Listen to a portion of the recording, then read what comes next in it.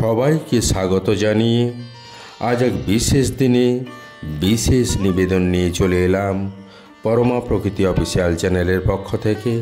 আমি স্বপন। আজ এক বিশেষ তাৎপর্যপূর্ণ ও মাহাত্ম্যপূর্ণ দিন। আজ শ্রী শ্রী জগন্নাথ দেব ও শ্রী শ্রী দেবীর পুণ্য স্নান যাত্রা। আজ শ্রীক্ষেত্রে প্রভু জগন্নাথ, বলভদ্র, দেবী সুভদ্রা ও সুদর্শনকে স্নান বেদিতে এনে 108 কলস পূর্ণ বারিধারায় পাবমানী মন্ত্রে স্নান করানো হয়। আজ শ্রীরামকৃষ্ণ ভবমণ্ডলীর একটি বিশেষ দিন। আজ বেলুর মঠের গর্ভগৃহে শ্রী শ্রী ঠাকুরের পবিত্র অস্থিভস্য, যা স্বামীজির শ্রীমুখে দেওয়া নাম আত্মারামের কৌটা বা শ্রীজি, তাকেও আজ পুণ্য স্নান করানো হয়। অন্যদিকে কালীক্ষেত্র কলকাতার মূলপীঠ তথা সতীপীঠ কালীঘাট মন্দিরের গর্ভগৃহে রুদ্র কপাট গৃহে শিলাবস্তু সতীর অঙ্গ বা ব্রহ্মবস্তুর স্নানাভিষেক হয়। এদিকে আজই যানবাজারের পুণ্যবতী লোকমাতা রানী রাসমণির কাশীধাম যাওয়ার পূর্বে স্বপ্নাদিষ্ট হয়ে দক্ষিণেশ্বর মন্দির ও মা ভবতারিণীর প্রতিষ্ঠা করেন, যা পরবর্তীতে শ্রীরামকৃষ্ণ ভাব আন্দোলনের তথা ভারতবর্ষের যুগধর্মের সূচনা করে। আধ্যাত্মিক ইতিহাসে আজকের এই পুণ্য দিনে মহতিপূর্ণ 4টি পবিত্র কর্ম সম্পাদিত হয়। শ্রী শ্রী জগন্নাথ দেবের পুণ্য স্নানযাত্রা, বেলুর মঠে শ্রী শ্রী রামকৃষ্ণের পবিত্র আধার আত্মারামের কৌটার স্নান ও বিশেষ পূজাপাঠ। অন্যদিকে কলকাতার কালীক্ষেত্র তথা দেবীর 51 পীঠের অন্যতম কালীপীঠ কালীঘাট মন্দির ও দক্ষিণেশ্বরে মা ভবতারিণী মন্দিরের প্রতিষ্ঠা। বন্ধুরা, এখন আমি এই আজকের দিনের 4টি মহত্বপূর্ণ ঘটনার বিষয়ে সংক্ষিপ্ত আলোকপাত করার চেষ্টা করব। আমরা জানব কি এই আত্মারামের কৌটা, এর ভেতর কি আছে, এটিকে এই বিশেষ দিনে কেন বিশেষভাবে স্নান ও পূজাপাঠ করা হয়। আজ সেই স্নান যাত্রা উপলক্ষে বেলুর মঠে আত্মারামের মহাস্নান। আত্মারামের কৌটাতে যেখানে শ্রী শ্রী ঠাকুরের অস্থি রাখা আছে, সেটি বছরে 3 বার স্নান করানো হয়। শ্রী শ্রী ঠাকুরের জন্মতিথি উৎসবে, জন্মাষ্টমীর দিন আর এই স্নান যাত্রার দিন। 14ই জানুয়ারি 1938 সালে বেলুর মঠে বর্তমান মন্দিরের নির্মাণ কার্য শেষ হলে স্বামী বিজ্ঞানানন্দ মহারাজ নতুন মন্দিরে এই আত্মারামের কৌটো এনে প্রতিষ্ঠা করেন। এই আত্মারামের কৌটোর কি রহস্য? ছবিতে যে রূপার তৈরি শিবলিঙ্গটি দেখা যাচ্ছে, ওরই মধ্যেই আছে শ্রীরামকৃষ্ণদেবের পবিত্র অস্থিভস্য। ঠাকুরের অস্থিভস্য অল্প অল্প পরিমাণে বহু মঠে ছড়িয়ে আছে, যেমন বেলুর মঠ, চেন্নাই মঠ, মুম্বাই মঠ, ভুবনেশ্বর ও শিলং মঠ, কাশী, বৃন্দাবন, রাজকোট, জামতাড়া, কামারপুকুর এবং যোগদান, উদ্বোধন, জয়রামবাটি ইত্যাদি আশ্রমে। এছাড়াও ঢাকা এবং সিঙ্গাপুরেও রয়েছে এই অস্থিভস্যের কিছু অংশ। বেলুর মঠে ঠাকুরের বেদিতে প্রথিত আছে এর এক অংশ, অপরাংশে সযত্নে রক্ষিত আছে আরেকটি বিশেষ জায়গায়।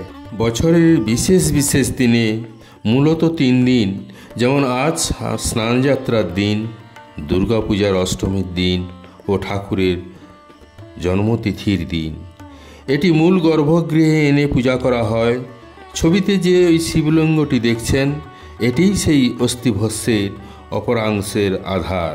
এখন শ্রীরামকৃষ্ণ এবং পুরীতে শ্রীক্ষেত্রে শ্রী শ্রী জগন্নাথ দেবের সাথে কি সম্পর্ক, একথা অনেকেরই মনে প্রশ্ন আসতে পারে। দক্ষিণেশ্বরে অবস্থানকালে ভগবান শ্রীরামকৃষ্ণ একবার পঞ্চবটির নিকট শ্রী জগন্নাথ দেবকে সহসা সম্মুখে দেখতে পেয়ে ভাবাবেগে তাকে আলিঙ্গন করতে যান এবং পড়ে গিয়ে গুরুতর চোট পান। এই ঘটনার কথা বলতে গিয়ে তিনি বলেন, জগন্নাথের সাথে মধুর ভাবের আলিঙ্গন করতে হাত ভেঙে গেল। জানিয়ে দিলেন তুমি শরীর ধারণ করেছ, এখন নররূপের সাথে সখ্য বাৎসল্য এইসব ভাব লয়ে থাকো।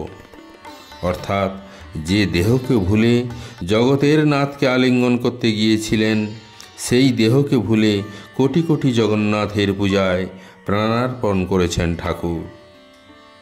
জগন্নাথ দেবী শ্রীরাম ও কৃষ্ণ রূপে অবতীর্ণ। সেই জন্যই ঠাকুর পুরীতে যেতেন না এবং বলতেন পুরীতে গেলে তার শরীর ত্যাগ হবে। পুরীতে অবস্থিত শ্রী শ্রী জগন্নাথ দেব ও ঠাকুর শ্রীরামকৃষ্ণ যে অভিন্ন সত্তা, তার বহু প্রমাণ আমরা পাই। একবার স্বাস্থ্যোন্নতির জন্য স্বামী তুরীয়ানন্দ পুরীধামে গমন করেন। উক্ত তীর্থে অবস্থানকালে তিনি একদিন দিনের বেলা জগন্নাথ দেবের দর্শনে যান। অরুণ স্তম্ভের পাশ দিয়ে মন্দিরের সিঁড়িতে তিনি উঠছিলেন। এমন সময় তিনি দেখলেন সিঁড়ির অন্য পাশ দিয়ে ঠাকুর শ্রীরাম ও কৃষ্ণ নামছেন।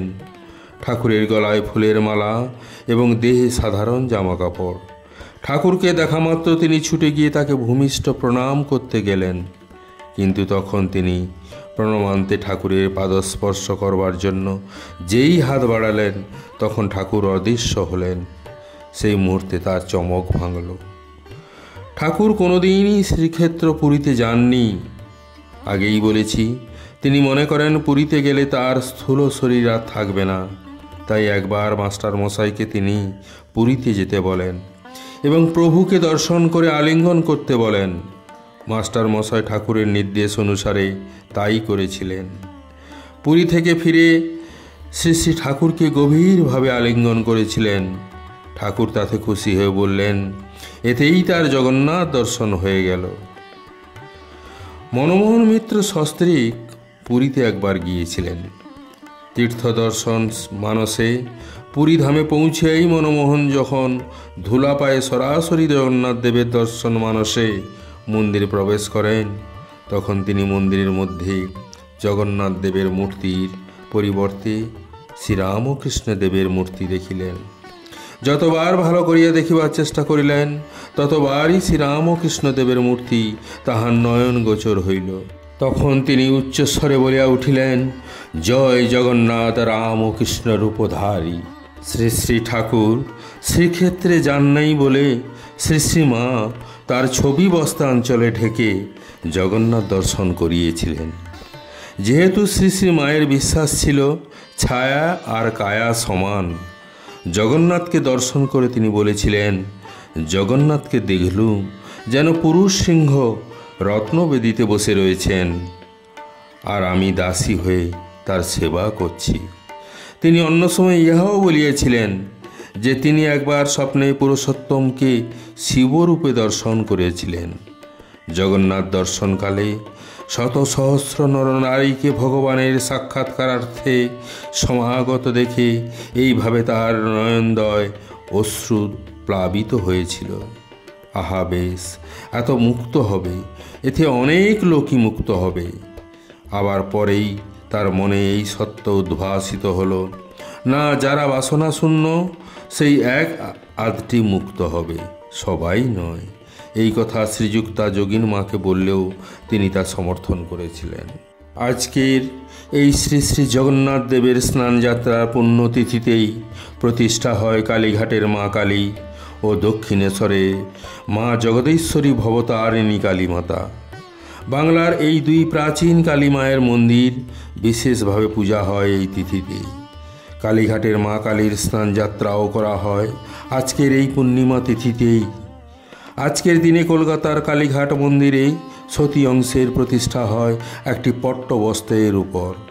কালীক্ষেত্র কালীঘাটে সতীর দক্ষিণ পদের চাত্রী খণ্ডিত অঙ্গুলি পতিত হয়েছিল। তাই 51টি সতীপীঠ বা সতীপীঠের মধ্যে কালীঘাট অন্যতম সতীপীঠ।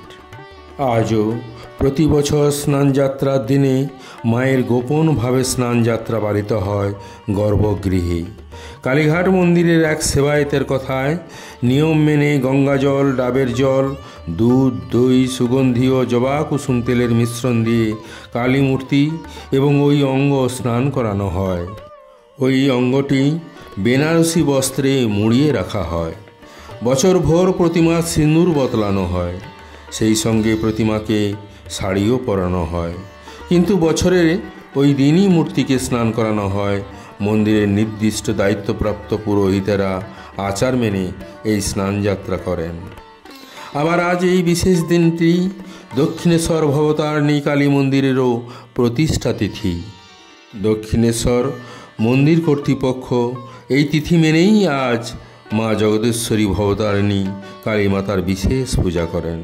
1947 সালে রানী রাসমণির একবার বাসনা হয় বিশ্বেশ্বর অন্নপূর্ণা দর্শনের জন্য কাশী যাওয়ার। কিন্তু যাত্রার আগের দিন রাত্রে তিনি স্বপ্নে দেবীর কাছ থেকে কাশী যাওয়ার নিষেধাজ্ঞা পেয়ে গঙ্গা তীরেই দেবী মূর্তি প্রতিষ্ঠা ও অন্নভোগ দেওয়ার নির্দেশ পেয়েছিলেন। স্বপ্নাদেশ অনুযায়ী রানী রাসমণি তার কাশী যাত্রা স্থগিত রেখে গঙ্গার তীরে মা ভবতারিণী কালী মন্দির নির্মাণ কর্মে অবতীর্ণ হয়েছিলেন। শিব আর শক্তি মন্দিরের পাশাপাশি রাধাকৃষ্ণ মন্দিরের কথাও ভেবেছিলেন রানী রাসমণি। মন্দির প্রাঙ্গণের পশ্চিম দিকে বিষ্ণু মন্দির, সেখানে অধিষ্ঠিত রাধাকৃষ্ণের মূর্তি। পশ্চিমমুখ এই মন্দিরের শ্রীকৃষ্ণের নাম রাধাকান্ত আর রাধারানীর পরিচয় নিস্তারিণী নামে। রানী রাসমণির ইচ্ছায় কাটোয়ার দাইহাটের নবীন ভাস্কর দেবীর মূর্তি তৈরি করেছিলেন, যেটি মা ভবতারিণী বলে দক্ষিণেশ্বর কালী মন্দিরে পূজিতা হন। দক্ষিণেশ্বর কালী মন্দিরে প্রতিষ্ঠিত দেবীর আসল নাম জগদীশ্বরী। রানী রাসমণির গুরু উমাচরণ ভট্টাচার্য ভবতারিণীর সাধনা করেছিলেন এবং তিনি তার আরাধ্যা দেবীর নামে দক্ষিণেশ্বরের মন্দির আধিষ্ঠিতা দেবীর নামকরণ করেছিলেন ভবতারিণী। আধ্যাত্মিক ইতিহাসের মহত্বপূর্ণ এই স্নান যাত্রার দিনে দেবদেবীর মহিমাস্থল শ্রী শ্রী জগন্নাথ ধাম, মহাতীর্থ কালীঘাট, শ্রীরামকৃষ্ণ লীলাভূমি, মা ভবতারিণীর মন্দির ও মহাতীর্থ বেলুর মঠে শ্রী শ্রী রামকৃষ্ণের পবিত্র ব্রহ্মসত্তা আত্মারামের কৌটার স্মরণ ও মনন করার চেষ্টা করলাম।